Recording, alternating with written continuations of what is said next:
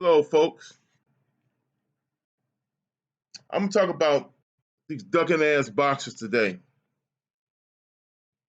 From the shit I'm seeing with these boxers today, this is some shit never before seen in the world of the pugilistic world of boxing.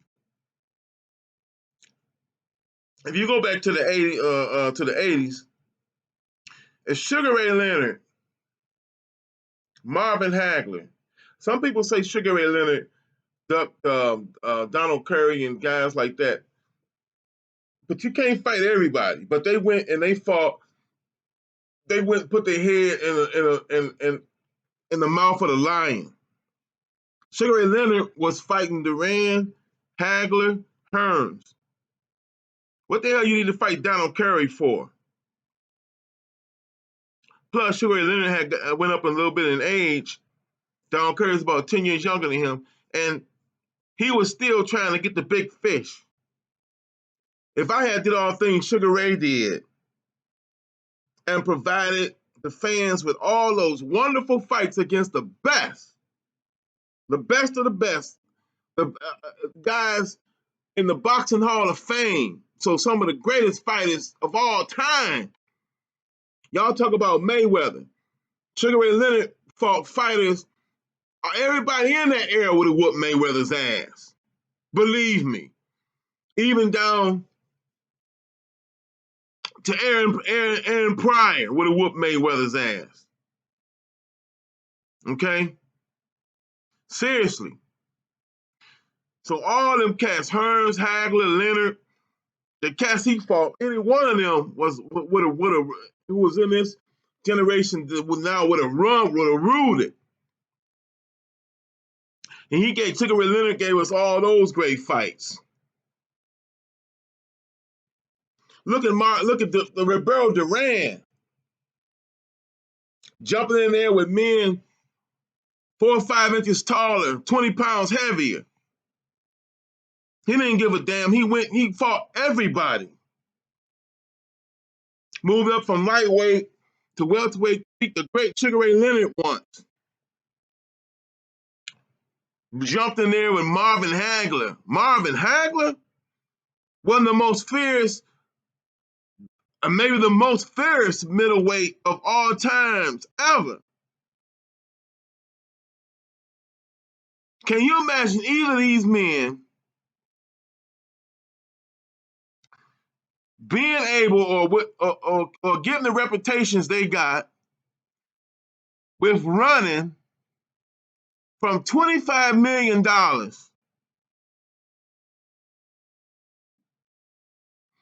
to fight an opponent of their own caliber?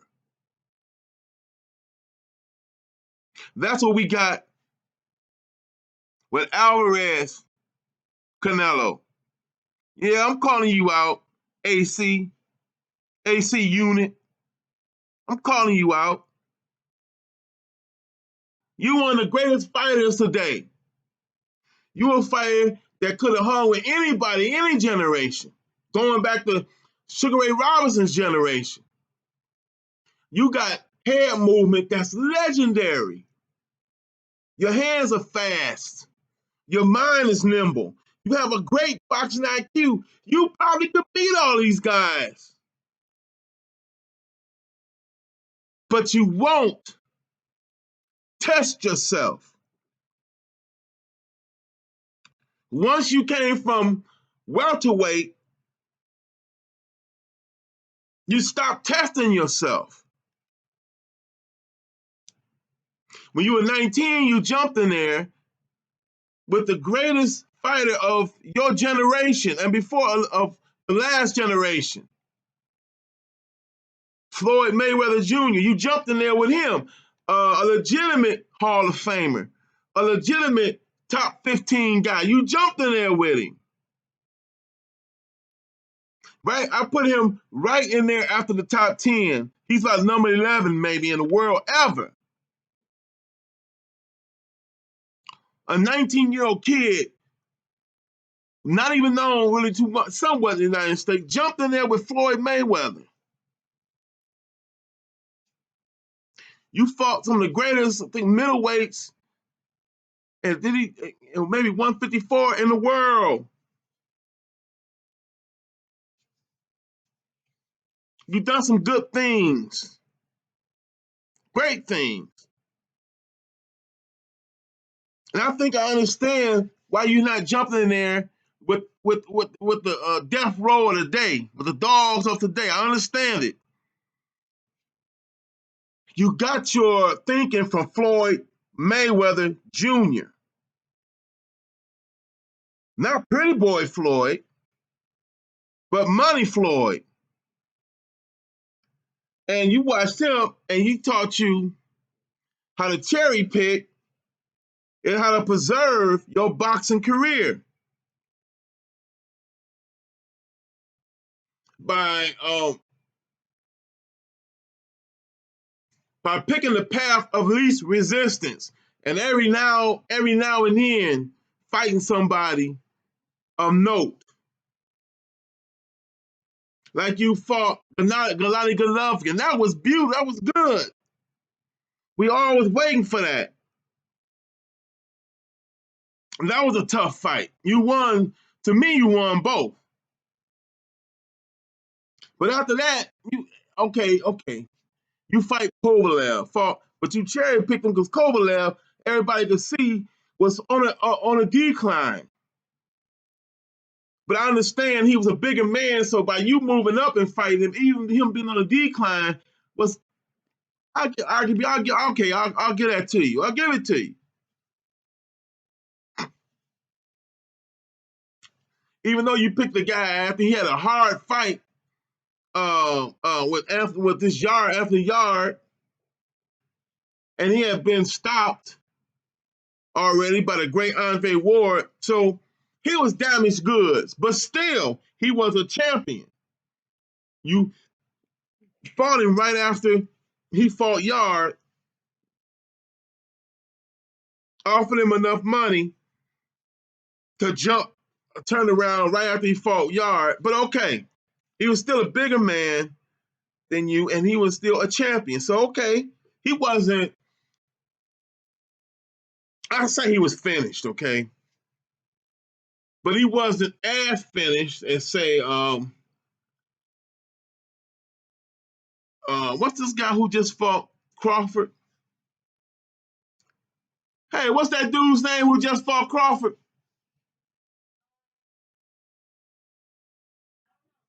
Fuck it, chocolate brownies. The guy from England.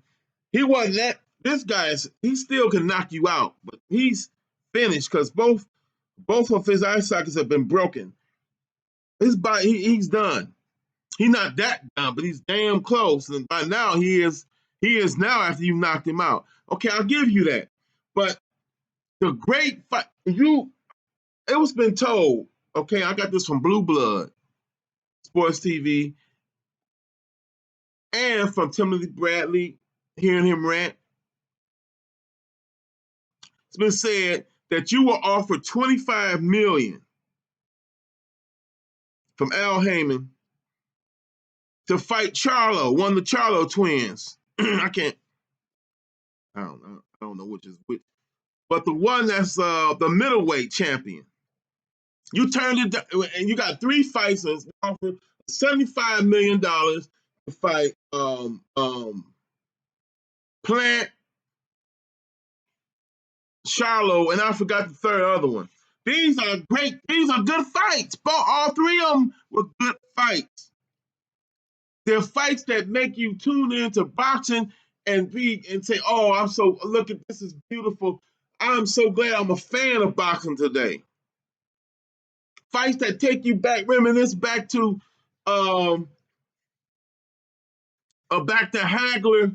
Mugabe, Hagler Hearns, Cigarette Leonard Hearns, Cigarette Leonard Hagler, Cigarette Leonard Duran to anybody. Take you back to that day.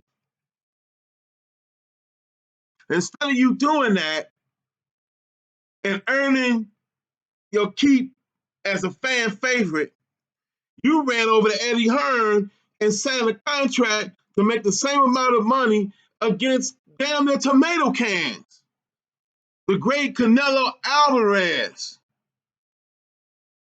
How is your legacy going to look, Canelo?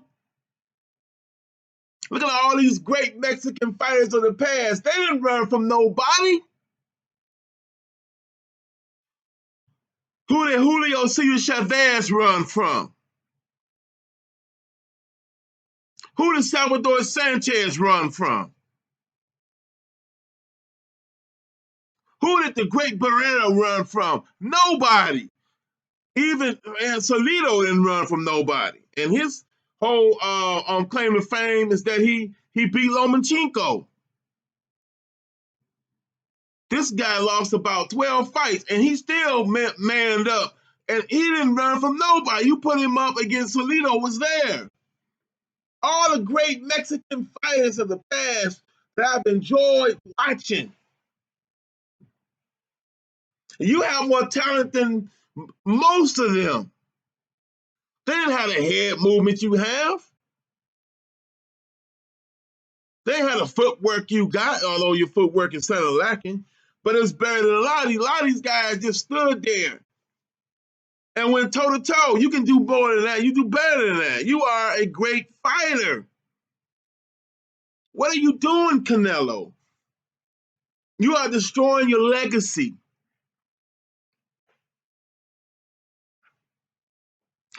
I can see if you didn't, okay, you don't want to fight all three of those bulls. I can kind of see all three, like bam, back to back, back to back, back to back. But at least fight one, then fight a tomato can and fight the other one, then fight a tomato can. I can see that. You could have worked that out with Al Heyman. Al Heyman, I'm sure, was busting at the chops to get a hold of you. That's a fucking pot of gold falling out the sky. Who else would he would have offered $25 million in a fight? Nobody.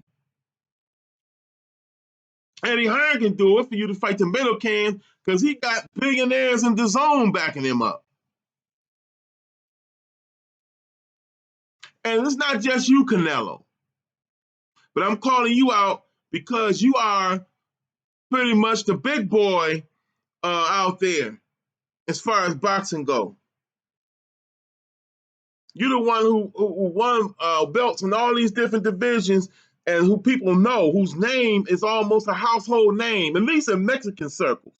And a lot in Black American circles that watch boxing. Anybody that watch boxing, that's a boxing fan. You are a name everybody knows.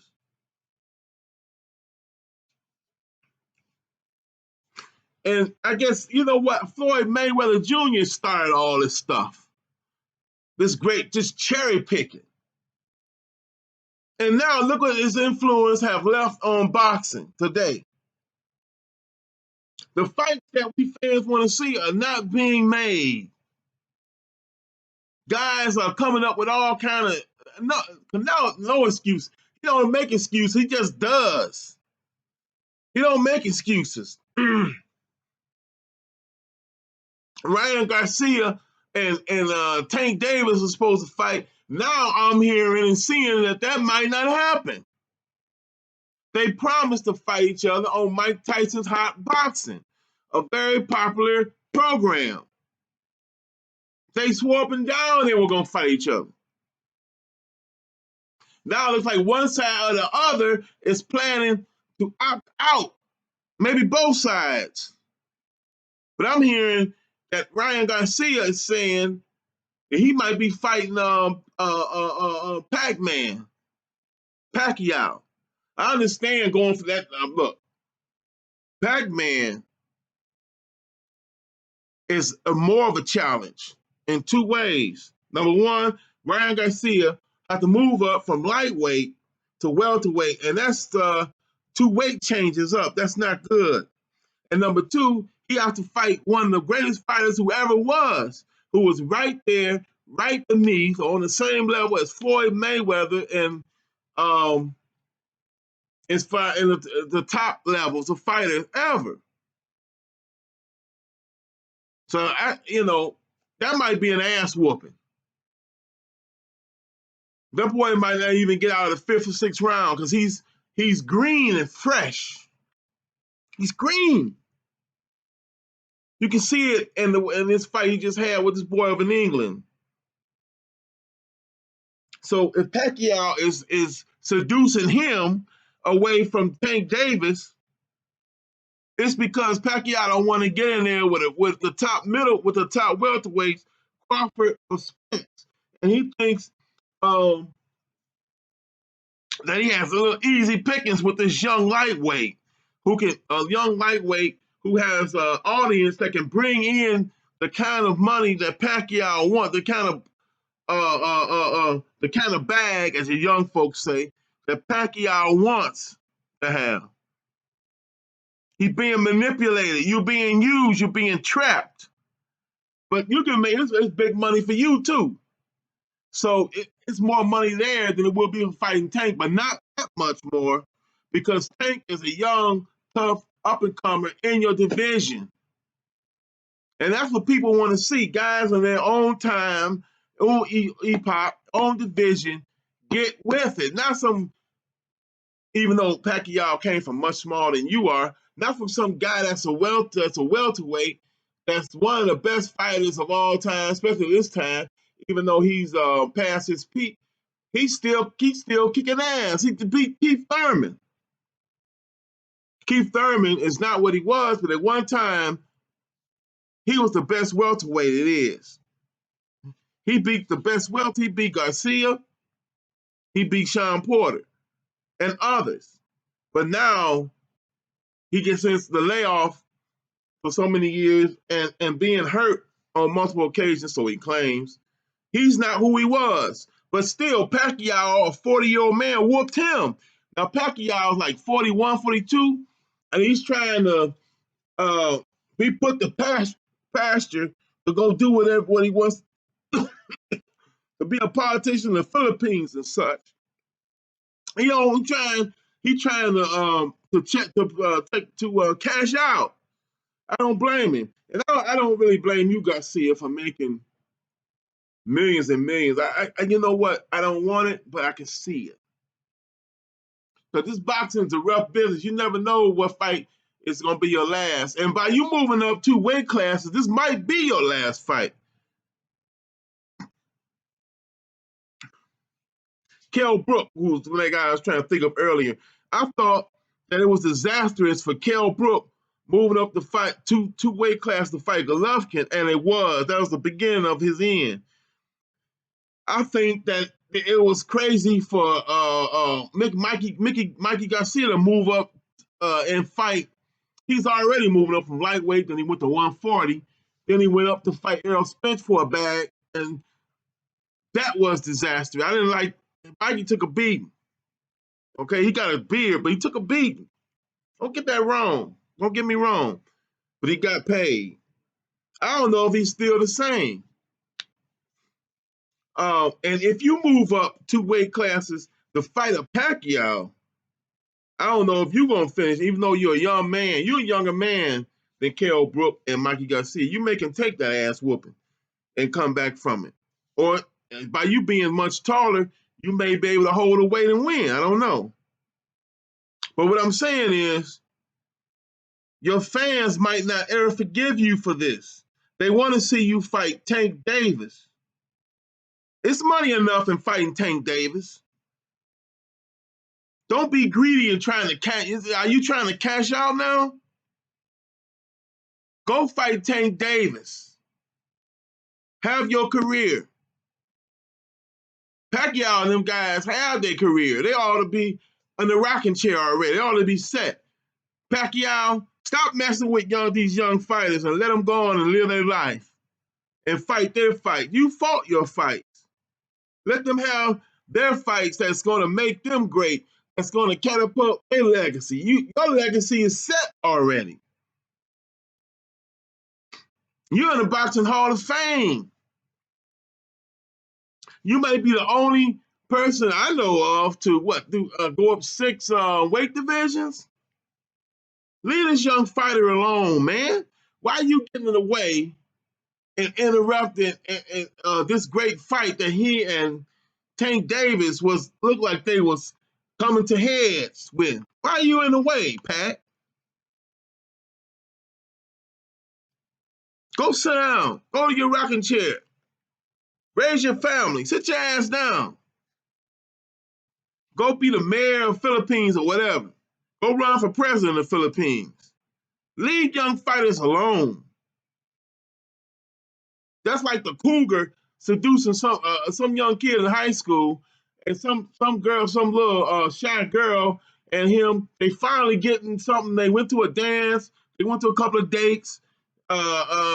She's falling for him. She's smiling and everything. And this is cougar come in, walk in front of the young boy with miniskirt on seductively, and seduce him away from the young girl.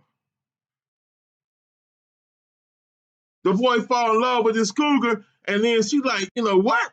She ain't in love with him. She just wanted something to do. Toss him away.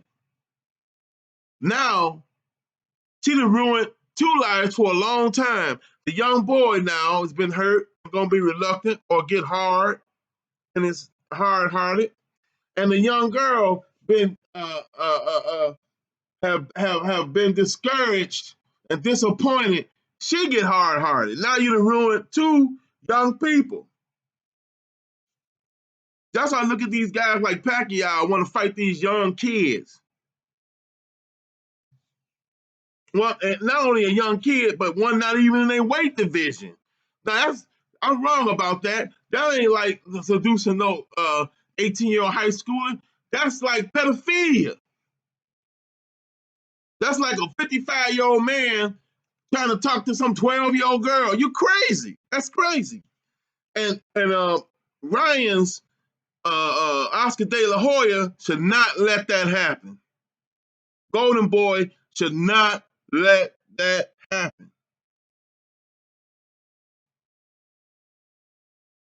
I said all I'm gonna say. The fighters, guys, you owe boxing. Boxing owes you what you make. Okay, you fought your way to the top in the amateurs. You fought your way to the top in the pros. The fans are willing to support you in a sport that's not nowhere even on the radar in America no more. They don't even talk about boxing on the news too much, unless it's just a big mega thing.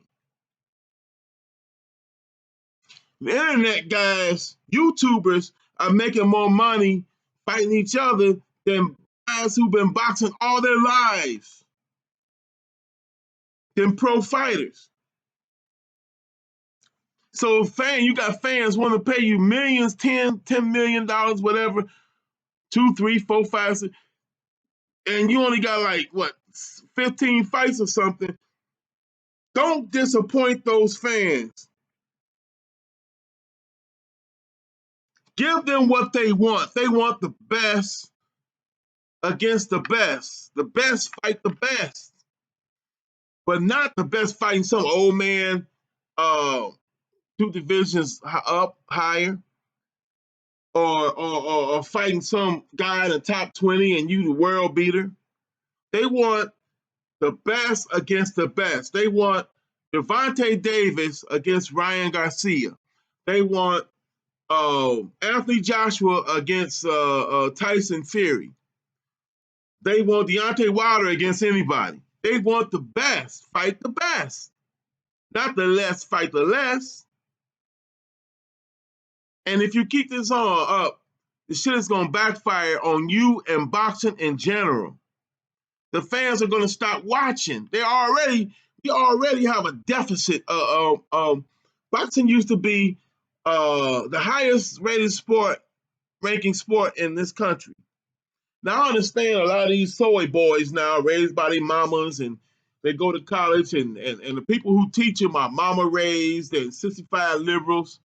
You know, a lot of these professors are really bisexual, trying to hide it behind liberalism, and cowards to try to hide it behind liberalism. Really, I know. I went to college for a little while, and I know what these professors are. There's some high-ranking liberals trying to hit on me in a snide way. And I told them, not so snide a way, I'll cut your fucking balls off in a minute.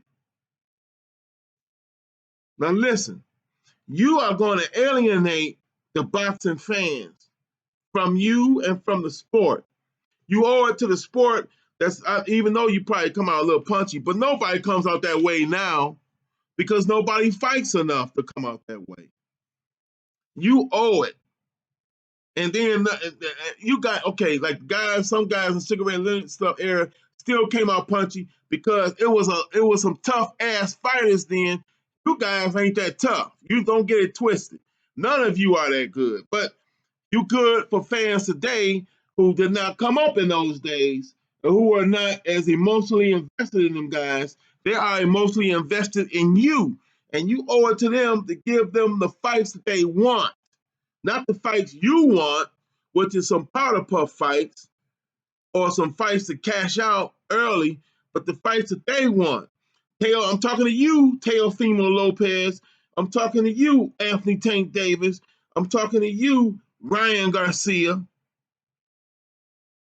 I'm talking to you, Canelo Alvarez.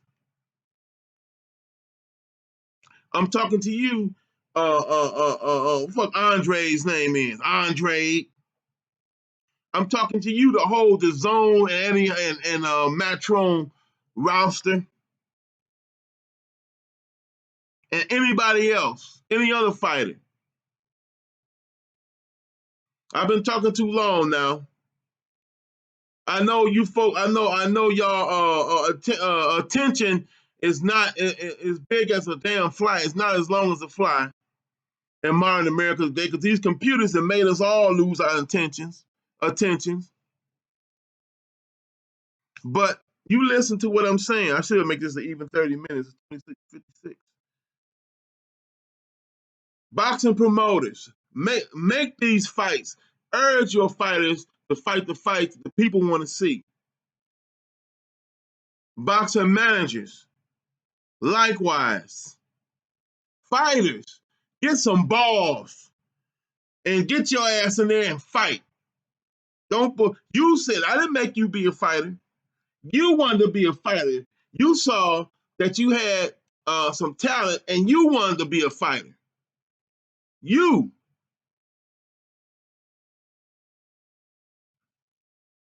We didn't make pull your arm or put you in a hammer lock or put you in an arm bar or a top wrist lock or a bottom or a double wrist lock. You guys in MMA, since they got really one guy really dominating the whole thing, Dana White, the best is always fighting. Now I think them guys can take a break sometime from the best, fighting the best all the time. That's why their careers don't last as long. But also it's because you got to train in all these different disciplines because I trained in that. Now, every video I make, I'm going to remind you that my trainer is the same guy that trains Stipe Miocic. I just came way before in the 90s when Stipe was a teenager still, running around golden gloves and high school wrestling, if he was that old. But it's the same shit. And they just add Brazilian Jiu-Jitsu teacher too. But we get shoot fighting was mostly catch wrestling with some Brazilian Jiu-Jitsu mixed in. But anyway, I had to do that. But anyway, guys, uh, take an example from MMA. Only the best fight. Them guys fight. They tough guys. They are what boxing used to be. The fans have another outlet for combat sport now. You ain't the only ones on the block. And if you keep on like this, you may be the only ones on the block to lose your fans. And then MMA will be the only ones on the block.